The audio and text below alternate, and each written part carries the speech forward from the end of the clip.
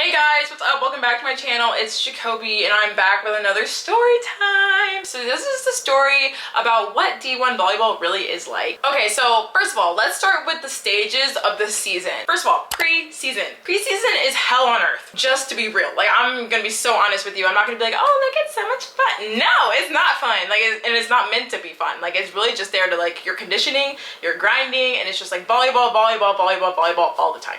But it gets worse at the Division 1 level, okay? Let me tell you. First of all, you have to report early in the summer, meaning that, like, your summer break, like, ooh, you're not gonna get it. So usually, like, when I was playing at Southern Miss, we reported, like, July 1st. Summer's over, babes, right? Like, your semester in college, if you're transferring, or if you're in high school, your semester, your year, whatever, usually ends in, like, what, May? Mid-May? Sometimes early June for some people. You have a couple weeks to get your stuff together, and you gotta go. You gotta report to camp July 1st, July whatever. Like, they get there early, because volleyball season does start, like, you know, early August or mid-August, so they gotta get their grind in, they gotta get the practice in, they want to get the team together, the coaches, that is, want to get the team together and get them all cohesive, get them acquainted with each other, so that's why they get there so early. And there's also some additional stuff that you do during the summer / preseason. So now that you know they get to report early, you are usually going to be moving in, which is stressful. Obviously, like, you're moving in for the first time to college, or maybe you're just moving to a new city because you transferred, like I did. Like, I had to move into my apartment and I was living with 2 roommates and they were both on the team. So usually your coach will set you up with someone who's on the team that you'll be living with if you're living off campus, and if you're living on campus in, like, a dorm or something like that, you'll probably most likely be rooming with someone who's also on your team, because they just set it up like that because they want you to be together. And moving is stressful, like, because you have to get all your stuff, you have to get acquainted, like, you're in a new area, you have to get your bed set up, like, you have to get all the little basics that you forgot that you needed, like toilet paper and stuff. Like, it's very chaotic, but you still have other things to do that are volleyball related. So we would have, like, mandatory meetings and meals, like, throughout the summer. So meaning that, like, we had breakfast, lunch, and dinner, and you had to be there, like, or else. Or maybe we have, like, a mandatory meeting about, like, compliance, media, the season, I don't know, just literally anything and everything we had a meeting about, and you had to be there. Okay. And then there's also, like, stuff like, oh, like, optional reps or optional practice. That is not optional. Okay, you better show up, because if you don't show up, it looks bad, and they will note that. Okay, so when they say optional, is not optional, you gotta go. I think at the Division 1 level, they're, like, mandated to feed you 3 meals a day because you're there all day. Like, we were there, like, maybe like 6 a.m. to like 8 p.m. Okay, we were there all day, so they're required by law to feed us 3 times a day. So that's why our meals were required, because they had to, they were forced. And they also gave us per diem, I think. No, they didn't, actually. Maybe they did, I don't remember. But we had meals though, like catered meals. Usually we sometimes we ate with the football team. They ate up all the food, which was annoying, but or we would just eat in the caf, which had a lot of options, whatever. I gained so much muscle though when I was there at Southern Miss, like, because I was eating so much. I was drinking chocolate milk, like, after every lift. Like, I was going crazy. Now, on top of, like, your meetings, moving in and all that stuff, you're gonna start going to workouts / conditioning. Now, let me tell you, I was not prepared. I was not prepared for the level of, like, intensity that our workouts and conditioning would be. First day, okay, we're at 6 a.m. We're out on the football field like linebackers. I was like, bro, oh my gosh, like, oh my gosh. So, oh my god, like, I had never run a 100-yard dash in my life. I was like, what? So we were out there, like, down and back, 100 yards, like, at least 4 times. And I was like, keep in mind, it's Mississippi, it's Southern Mississippi, it's hot. It is hot. So I was, like, dying. I was like, oh my god. But luckily, like, I was in shape, so I was like, yay. But then after we were running for God knows how long, we would have to go inside, and we would go to the weight room, and then we would have to lift right after we ran. So we would be, like, doing, like, all these kind of, like, strength, I don't even know what to call them, like, compound lifts, I guess. We did a lot of stuff like that, and, like, some accessory movements, and that was hell, because I'm, like, kind of small. And, like, the lifting was, like, kind of intimidating, because they always had coaches around, like, staring at you. Like, if you didn't lift, like, enough weight, they'd be, like, watching you, like, yeah, you need to go in the gym. Or they'd just, like, schedule you for extra, like, weightlifting sessions if you were, like, weak. So that's kind of what happened, but luckily they didn't do that to me. I was like, please, no, because I already had enough stuff to do. So yeah, that's how that worked. And it was really intimidating because like we worked out like in the football weight room. Our strength coach was like the running back strength coach for the football team. So he had us out there like football players. I was like, oh my gosh. So, but he got us jacked though, that's for sure. I respect. All your workouts will be like personalized to you, like to your weight, to like your height, like stuff like that. Like everything is like personalized and they just make it for you and that's it. And they track like your weight as you go up every week, da da da da. Now on top of that, you also have to do like introductory paperwork to where like they know like your health problems because they have to know like if you have any health issues or whatever. So for example, like I'm vitamin D deficient.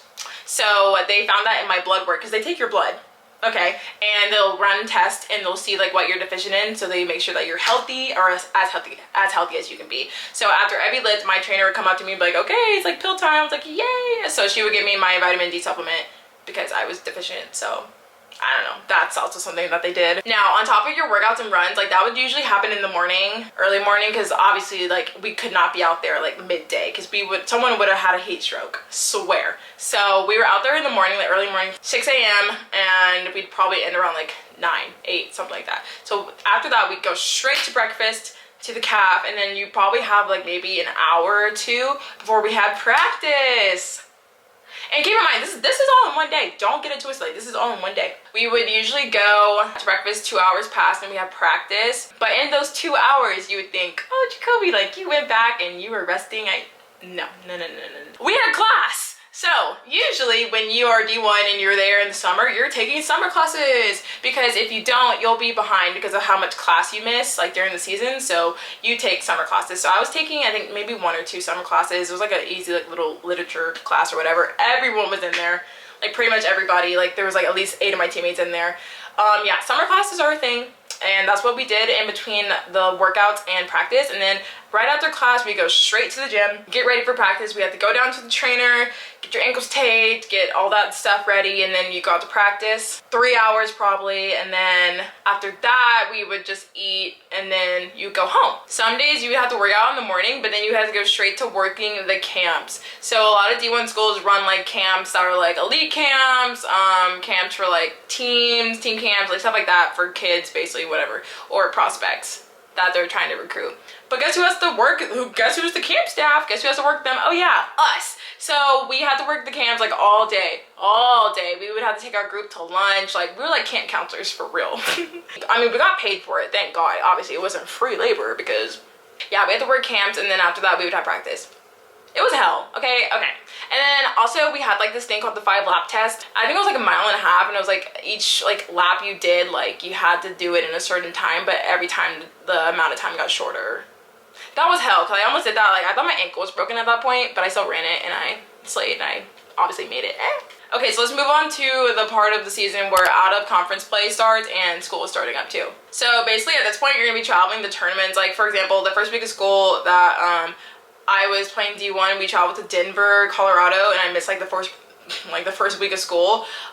So that's when all the traveling, like a lot of far traveling happens, because like that's like your time to play teams that are out of your conference. So a lot of teams, a lot of coaches want to play like a really good competition because they want to, you know, get experience, get challenged before they go into their conference play, which is really what like matters. So at this point you're kind of like in a routine. So let me read it out to you. So we would have like daily 6 a.m. lifts, going hard, you know, lifting weights. And then for me, sadly, I had an 8 a.m. class, which was like hell, because obviously like I couldn't keep my eyes open. Okay, like I was operating on very little sleep. I was tired. I was like, oh my gosh, I can't do this. So I would go to class sometimes, but I would just be asleep, like literally just like on my notebook. And I was like, I wake up because everyone's leaving, like, you know, their backpacks are rustling and stuff. I was like, oh my gosh, okay, sorry, but I mean I passed, so it doesn't matter. At that magnitude, like schools that are bigger like that, they won't notice if you're there or not. They don't know who's in their class because there's like at least 100 people in there. After my classes, I probably had like maybe 2 or 3 classes in a day. So 8 a.m. class, I think one around like 11, and then one around like 1, something like that. And I would try to have to fit somewhere in there to eat. And also I would have to schedule daily physical therapy with my athletic trainer because, you know, if you had any kind of problem, like a knee problem, shoulder injury, anything like that, you would have to go to the trainer like every day.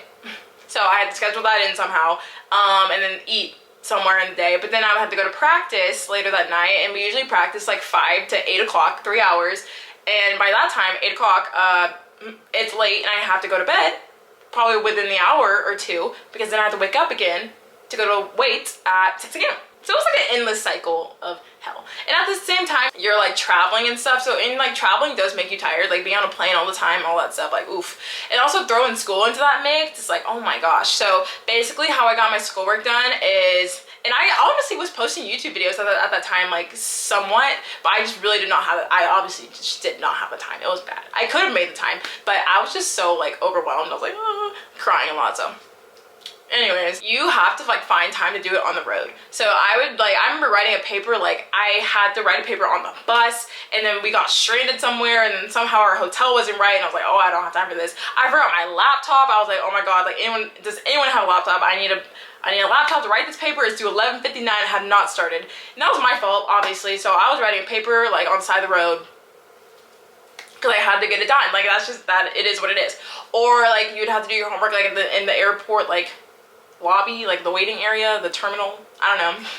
I don't know what you call that, but you just gotta get it in when you can get it in. So after like we would have practice, keep in mind that you would have to have pre-practice treatment from the athletic trainer, even if you already saw her earlier in the day. And then you would have to do post-practice treatment, which is a mandatory ice bath. That was hell. Hell, I hate ice baths. It was so uncomfortable. I hated them. I thought my feet were about to fall off. I hated it. Every single moment of it. But yeah, that was mandatory. No excuses. Like you had to do it. And keep in mind that practice ended at 8, but if you do your ice bath, like you're probably gonna get out of there like at 8:30. You know, that was just a vicious cycle. It was. Now you have to keep in mind that like you build your schedule like around volleyball, because usually volleyball teams at that level have like an academic advisor, and their job is basically just like make sure you're doing well in classes and scheduling you, and they do a lot more too. But they'll make your schedule and they'll make sure that it's around the practice time and around the lift time. So that's how they make your schedule for you, essentially, which is a really good help, obviously, because it's kind of stressful making your schedule because you don't want to have conflicting times and all that stuff. But also you have to realize that some majors are harder than others, okay? Like if you're a nursing major, good luck, that's all I have to say. Or like biology or something, like I was a business major, okay? So it's a little bit more relaxed than a nursing major or a biology major or anything like that. Like, so you have to really take that into account if you're gonna play sports, because some are harder than others, more time consuming, more studying hours, all that stuff. And also keep in mind that like even if you were tired, like you would have to like go to class still. Sometimes like I honestly was like, I'm not going. It was like in my best interest not to go, because even if I went, I was still falling asleep anyways. I was like, there's no point in going. But sometimes like they would have like class checks. They would have the assistant coaches like come into our classes and be like, hey, like, is so-and-so here? Oh, do I see her? Check, she's there. If she's not, you're screwed. So you had to show up to class, and I mean, it was just mandatory. And also some classes, which are lame, they take into account like your attendance, and that counts towards your grade, which is so stupid. And also the thing is like the whole conundrum of like the classes and stuff and like keeping up with your homework and stuff is that you have to have good grades because you have to stay eligible to even play volleyball in the first place. So it's all like interconnected, and it's all kind of like, it all kind of sucks. But if you love volleyball that much and you love the process, like you'll thrive sometimes. But everyone has ups and downs. Like that's just basic college in itself, it's ups and downs, but it's like even like more up and down when you are playing a sport. So let's move on. So now we're getting into the portion of the season where it's like in conference and school's starting to like really wear down on you. So this is like midterm season maybe. So that's like when you're having your exams and stuff like that. And like this is the midpoint to see if you're doing well in your classes or not, blah, blah, blah. You're going to be traveling more frequently because you play conference games like sometimes like maybe twice in a week. But sometimes, like, for example, like we could have a game in West Virginia and then have one in, I don't know, Alabama or something like that. Like you are just boop, boop, boop, traveling all around the map. But it also just depends on the structure of your conference and where the schools are. Now, at this point, like you should have communicated with your professors like way long ago if you had to leave or if you're going to be scheduled to be somewhere else and missing class, because that's something they need to know. But at this point, you might be missing like your Friday classes a lot or your Monday classes a lot, because usually you play games on the weekend. Now, if you have like a midweek match, that sucks. But usually those are closer to home and not as far. Now at this point, like honestly, my body was starting to like deteriorate. Honestly, maybe I was just old, I don't know, but I was like, oh my god, like I'm so over it. And like mentally, like I was worn down because like school is a lot already, and like volleyball was it It was hard. It was getting real hard. So that's the point where it's like kind of like the mid-season slump, I would say. People are starting to get worn down. It's not good. And honestly, at this point, like wins and losses do matter a lot. And also, this is when you start feeling like a little lonely. I was starting to feel real lonely, like isolated, because like it was just like the same thing over and over and over again, and I felt like I couldn't catch a break. But I was like, I would call my dad like crying all the time, like, oh, I can't do it. He's like, you can do it. So I mean, obviously I did it somewhat. Actually, no, I didn't. I survived. That's all that matters. Now, once that portion of the season passes, you'll get to the postseason, or like playoff time. So this is when you go into your conference tournament, and usually it's like a one and done type of deal. So basically, like you are seeded by your record throughout like the conference play. So if you did really well in conference play, like say you went undefeated, ooh, you're gonna be number 1. And then you're gonna go to your conference tournament if you even qualify for it. Because sometimes like the lower seeds don't even go to the tournament. So if you're like the top seed, you'll go, and then you'll make your way to a tournament, you know, like semifinal or quarterfinals, semifinals, finals. And then if you win, you get a berth to the NCAA tournament. Woo! And the NCAA tournament's like honestly around like mid-December, like that's when the final is. But honestly, like the tournament starts like early December, and that's usually when kids are on like, or the college kids are on Christmas break. But you don't get that break because you're playing still, which sucks. But also, like, good for you if you make it that far, like yay. But honestly, in my case, like we didn't even make the tournament because like we lost a lot of games. It was bad. Okay, team morale was like. And also keep in mind, like this is around like when finals were happening. So it was like, oh my gosh, because finals week is like one of the most stressful things like ever that I've ever experienced. Like that is like stress. That is stress, okay? And just adding on top of volleyball, I was like, oh my god, like I thought my hair was falling out. I was like, I can't do this. So I was like a nervous wreck. Okay, so let's dive into spring season. So basically you get like a little Christmas break, obviously, and then you come back to school for the spring semester. You would think that you get a break. No, there is a such thing as spring season. Now spring season is also not very fun because honestly, like season is more fun than spring season. Obviously you get to play more and there's more matches, but in the spring you really don't have a season. You have like maybe a few matches here and there with local little teams, but nothing's like for real. So it's like, oh my gosh. So that means that you have all the time in the world to run, lift, and just do all this other stuff that you really don't want to do. Now, typically people take like their harder classes in the spring. That's what I did. I did a lot better in the spring, obviously, because I had a lot more time. I wasn't as tired, and I could focus more on studying because I just had more time on my hands, essentially. But spring season is just all about getting better and getting bigger, faster, stronger. You would think that like spring season's like easy, like lax. It's really not. Like people take it very seriously. And also, if your team has if your school has a beach team, usually girls from indoor will go over and play beach in the spring season because it's just really good cross training, and sometimes like the coaches like make them do that. So it's really good. I mean, it's really good training, and it's like a better, honestly, like a more fun way of doing spring season rather than just being conditioned to death. But yeah, this is like the season where people typically like transfer out. I did. I said, see ya. Yeah, so that's when people leave usually because the season's over, they saw it out, and now they're just leaving to another school in the fall. So yeah. Now usually like finals roll around, and at this time like I was doing really well in school, and also I had an internship at that time, but then it was 2020 by the way, so the pandemic happened. So I was like, woo. So that kind of threw everything off. But typically you would do your finals, and then you will have a little summer break, like maybe like a month and some change, but then you have to start all over again in July. So that is the gist of D1 volleyball. I'm so sorry this video was like literally like forever, like a novel, but I just wanted to tell you all my story and what I experienced and what you can expect if you're going to play D1. So thank you guys so much for watching, listening to me talk. I love you guys so much, and I'll see you all in my next video. Bye.